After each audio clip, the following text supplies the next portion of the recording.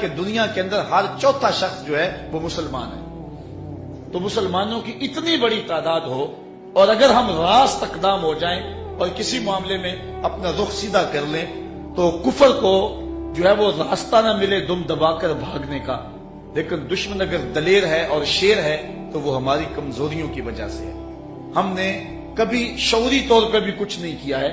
یہ زمانہ جو ہے وہ میڈیا کا دور ہے، اس لیے ہم نے اس حوالے سے اپنے کردار کو، یہ مؤثر ترین کردار ہے. ایک بدماش نے کہا تھا، یہ ان کا مفکر ہی ہے ایک، اس نے کہا تھا مسلمانوں سے 4 چیزیں مٹا دو تو مسلمانوں کا وجود ختم ہو جائے گا. 4 چیزیں جب تک ان کے اندر ہیں یہ کبھی مٹ نہیں سکتے.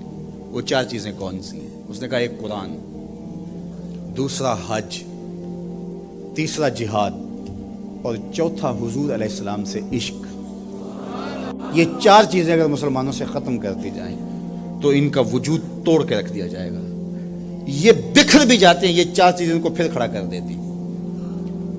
تو قرآن مجید غیر متبدل ایک پیغام حق ہے اور اس کی زیر زبر بھی نہیں بدل سکتی. یہاں چچینیا میں اور ان ریاستوں کے اندر جب قرآن مجید چھین لیا گیا اور مدارس بند کر دیے گئے، مسجدوں کو تالا لگا دیا گیا، اور جو سبزی بھی بیچتے تھے وہ سبزی بھی دیتے تھے، قرآن کی آیتیں بھی سکھاتے تھے. گھر کے اندر ماں جو ہے وہ کپڑے بھی سیتی تھی اور ساتھ بچے کو بیٹھ کے قرآن مجید حفظ بھی کرواتی تھی. تو قرآن مجید ختم نہیں ہونے والا، اور اللہ نے آج بھی، یہ امت کے عروج کا زمانہ نہیں ہے، یہ امت کے زوال کا دور ہے.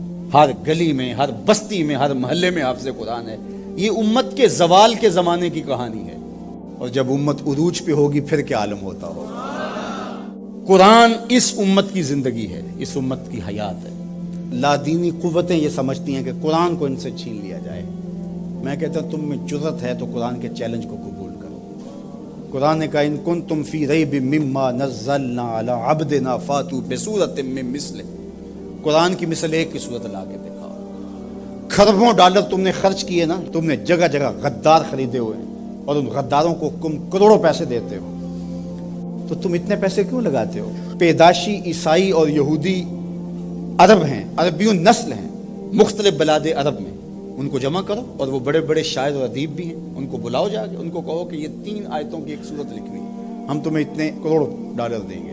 لیکن تیرے سامنے یوں دبے لچے فصحا عرب کے بڑے بڑے، کوئی جانے کے منہ میں زبان نہیں بلکہ جسم میں جان. قرآن کی مثل نہیں لا سکے، اور قرآن کہتا ہے فَإِن لَمْ تَفْعَلُوا وَلَن تَفْعَلُوا، اگر نہیں لا سکے تو کبھی بھی نہیں لا سکو گے. یہ قرآن کا چیلنج ہے، اور یہ کسی بند کمرے میں نہیں دیا، یہ کھلی کتاب میں چیلنج آج بھی موجود ہے. یہ جو سویڈن میں واقعہ ہوا اور اس سے قبل ٹیری جونز نے جو ہالینڈ میں کیا، اور اس طرح کے ملتے جلتے واقعات جو ہوتے رہتے ہیں، یہ اس لیے ہیں کہ یہ لوگ اس کتاب سے ہار گئے ہیں. اگر قرآن کا مقابلہ کرنے کی ہمت ہوتی تو یہ کوئی تھوڑا کرنے والا کام تھا. تو یہ شکست خوردہ لوگ ہیں، قرآن سے شکست کھا گئے، اور انہوں نے ان اپنی حرکتوں سے بتایا ہے کہ ہم قرآن کا مقابلہ نہیں کر سکتے. جب دلیلیں ختم ہو تو گالیاں دی جاتی ہیں، جب بات کرنا نہ آئے تو گریبان کو کوئی پکڑتا ہے.